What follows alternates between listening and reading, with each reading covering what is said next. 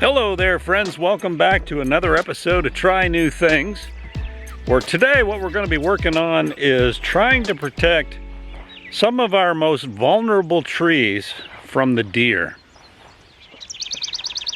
So every year so far since we bought the property, we have lost one or more trees to the deer. They come through here, they pick their favorite tree, and they decide they're going to rub their antlers up and down it and peel the bark off and totally destroy whatever tree they decide to pick, or multiple trees, unfortunately.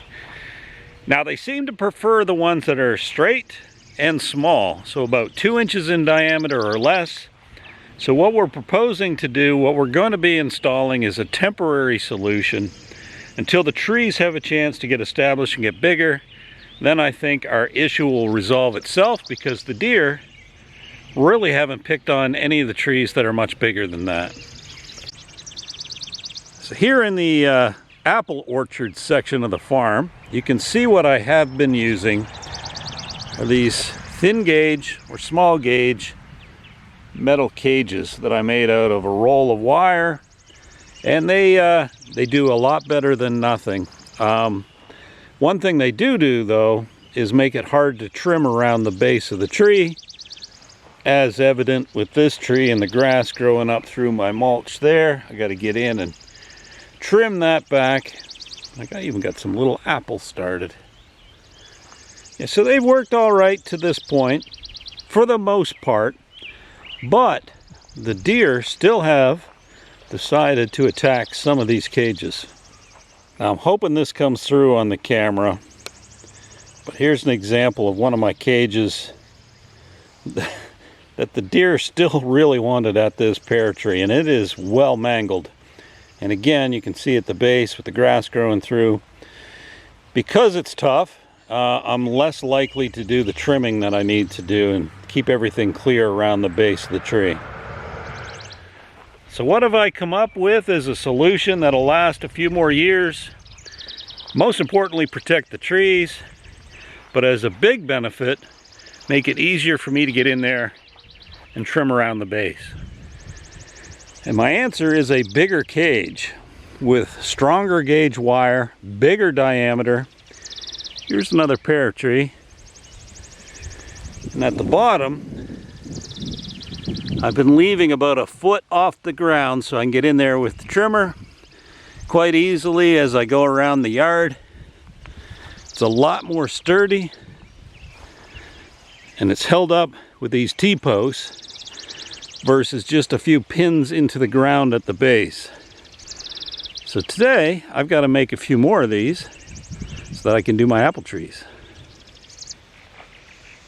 So here is the fence that I've been using to make those cages, and it comes in a 100-foot roll.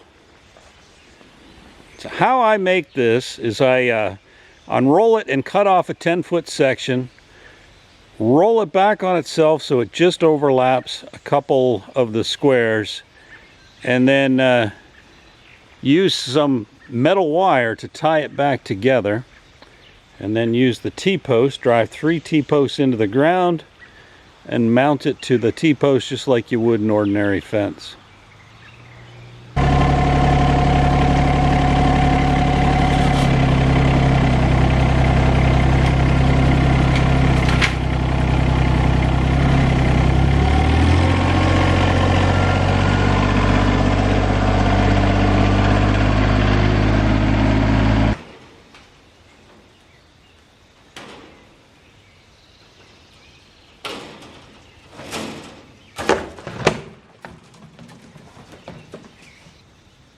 So now that I've cut my 10-foot, it naturally wants to curl back over itself. But what I do is I overlap 3 sections, and then I'll take some wire and I'll twist this all together, various points down to the bottom, and that'll be one cage ready for installation.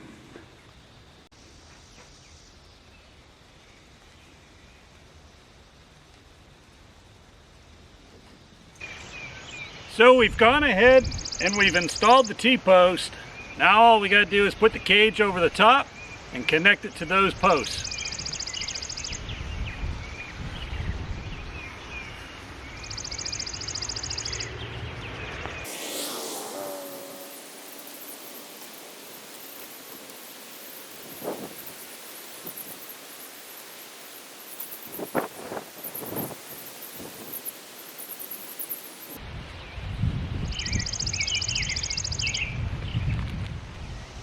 So there we have it, folks. 3 brand new deer resistant tree cages on my newest apple trees.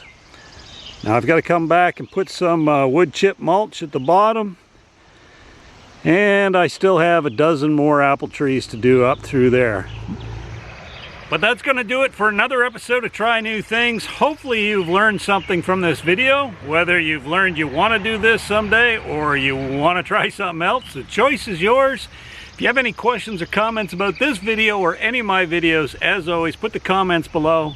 Really like to read them. Before you head out, give this video a big old thumbs up. Don't forget to hit subscribe if you haven't already. And we'll see you in the next video. Bye-bye. So now we're going to take a quick break to thank this week's sponsor. And this week's sponsor, like every week's sponsor, is me, Chris Gladstone with TNT Try New Things, where I have started a new website link. Partnering with Buy Me a Coffee is an opportunity for you to check out some of the items I have for sale that you have probably watched the videos on me making. It's also an opportunity to sponsor the channel directly, either through buying me a coffee, or if you're feeling particularly generous, signing up for an annual membership. With that, I'm going to go back to the video.